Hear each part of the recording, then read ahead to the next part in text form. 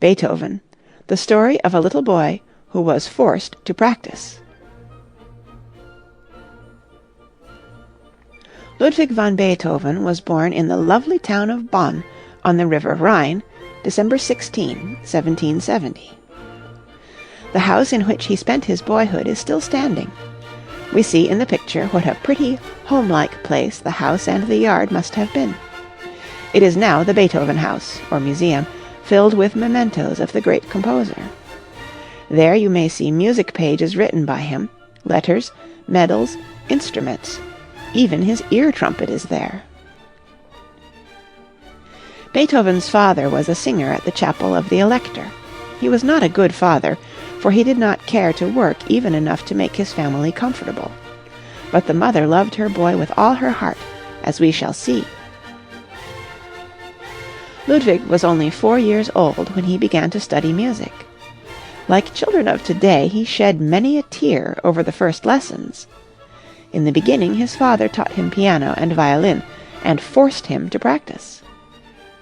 At school he learned, just as we do today, reading, writing, arithmetic, and, later on, Latin. Never again after 13 did Ludwig go to school, for he had to work and earn his living. Do you wonder what kind of a boy he was? We are told that he was shy and quiet. He talked little, and took no interest in the games that his boy and girl companions played.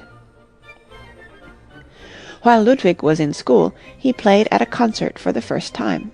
He was then 8 years old. 2 years later he had composed quite a number of pieces. One of these was printed. It was called Variations on Dressler's March. On the title page of this piece it said, "Variations on Dressler's March, composed by a young amateur, Ludwig van Beethoven, aged 10 years, 1780. Then the little boy studied with a teacher named Christian Gottlob Neef, who took real interest in him. Neef did not, as was said of Beethoven's father, punish the little boy severely to keep him at his practice, hour after hour. Often when Neef had to travel, Ludwig took his teacher's place as organist at the court. Then with the organ lessons there were other lessons in harmony. So rapidly did the boy improve that his teacher said one day, "If he goes on as he has begun, he will some day be a second Mozart." Our young hero of 13 was surely busy every hour of the day. He played in an orchestra as accompanist. He gave lessons, played the organ in church, studied the violin, and kept up his work in composition. He always kept a notebook for musical ideas. Most every child in these days has more and better opportunities than had the great Beethoven when he was a child.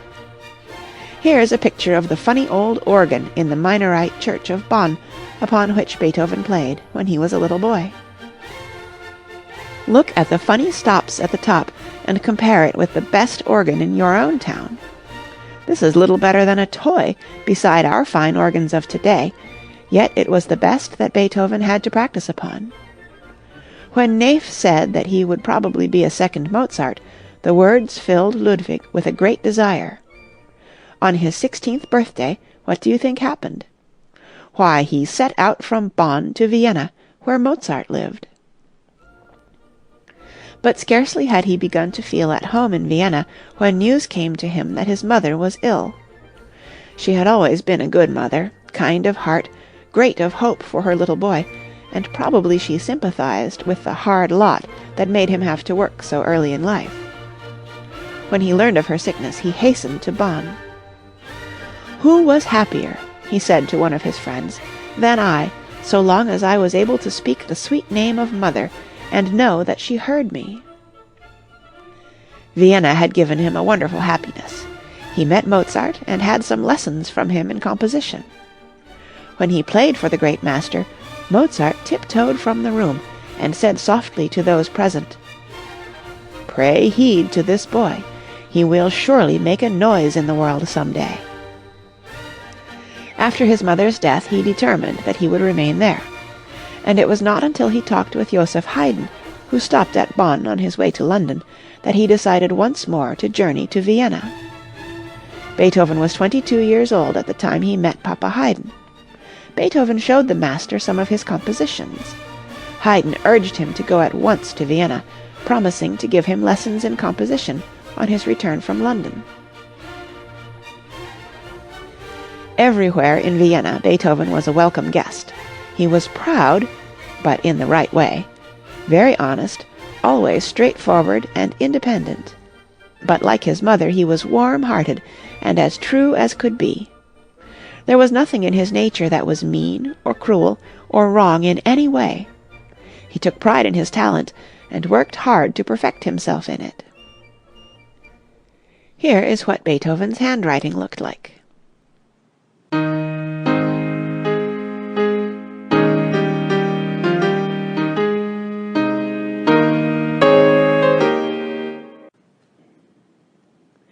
Bit by bit, the great power of Beethoven as a pianist became known.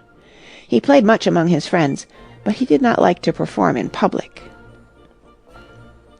A story is told that once he was to play his C major concerto at a concert. When he arrived at the hall, he found the piano was tuned so low that he had to play the concerto in C-sharp major. You know how hard it is to transpose a simple piece, but think of transposing a concerto and playing it with orchestra without time for practice. Do you sometimes wonder what the great composer looked like? Beethoven lived outside of Vienna and often took long walks in the country. Once a little boy 10 years of age was taken by his father to visit Beethoven. The boy must have been a very observant boy, for he wrote out a description of how Beethoven looked. This is the little boy's picture as a man. And here's a portrait of the composer Carl Czerny. And this is the description he gave of Beethoven. Beethoven was dressed in a dark gray jacket and trousers of some long-haired material, which reminded me of the description of Robinson Crusoe I had just been reading.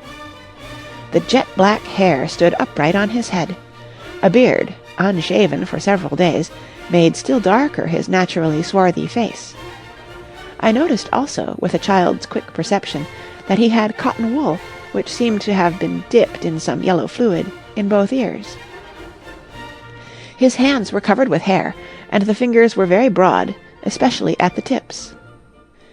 You know, of course, that when we think of music, we think of hearing it. We think how it sounds to us. A lover of music loves to hear its tones and to feel its rhythm. Like every other human being, Beethoven loved music in just this way. He loved its sounds as they fell on the ear. As colors delight our eyes, so tones fell with delight upon the ears of this man. Beethoven was once invited to play at the home of a nobleman, but upon being informed that he would be expected to go as a menial, he indignantly rejected the proposal. Beethoven had many friends and was fond of them. They knew that he was a genius, and were glad to forget some of the very strange things that he did when he got angry. Here is a picture of the great master seated among a group of his friends. Although Beethoven was odd, his friends loved him. But a strange fate touched him and took away his sense of hearing.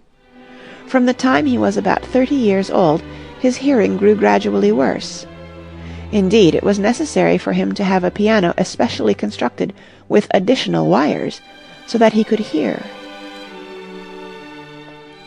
Can you think of anything more cruel, more terrible, more depressing, more awful?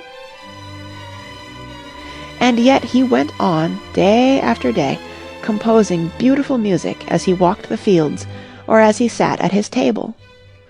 For we must remember that he could hear his own music in his thoughts. That is, the mind that made the music could hear it, though the ear itself was forever closed to the sound of it. Year after year he continued to write symphonies and concertos, sonatas, songs, choral, and chamber music. And year after year the poor ears closed a little more and still a little more, until finally not even the loudest noises could penetrate them. And yet he worked bravely, writing every beautiful music thought that came to him, so that the world, and that means you and all of us might have them. When Beethoven was dying in 1827, Schubert called upon him and remained with him for some time. Some facts about Beethoven. Read these facts about Ludwig van Beethoven and try to write his story out of them, using your own words. When your story is finished, ask your mother or your teacher to read it. 1. The composer's full name was Ludwig van Beethoven. 2. He was born at Bonn on the River Rhine. Look for Bonn on the map. 3. His birthday is December 16th, and his birth year was 1770. 4. The Beethoven House is now a museum. 5. Beethoven's father was a singer. 6. Ludwig began to study music at the age of 4. 7. He was shy and quiet in school, always thinking even then of music. 8. Even as a little boy he composed music. 9. When he was 10 years old his first published composition appeared. 10. A teacher who helped him very much was Christian Gottlob Neff. 11. Beethoven learned to play several instruments. 12. He went to Vienna when he was 16, met Mozart, and had lessons from him. 13. Later, Beethoven met Haydn at Bonn. 14. On Haydn's advice he returned to Vienna, making it his home for the rest of his life. 15. Karl Czerny once called on Beethoven and wrote a fine description of him. 16. At about 30, Beethoven became deaf. 17. Most of the great symphonies were composed after he lost his hearing. 18. Beethoven died March 26, 1827, at the age of 57. Some questions. 1. When and where was Beethoven born? 2. Who was his first teacher? 3. What did his father do? 4. How long did little Ludwig go to school? 5. What description of him as a boy in school has been given? 6. How old was he when he first played in public? 7. What composition of his was first to be published? 8. Which of his teachers took a great interest in him? 9. What did he say about the little boy's future? 10.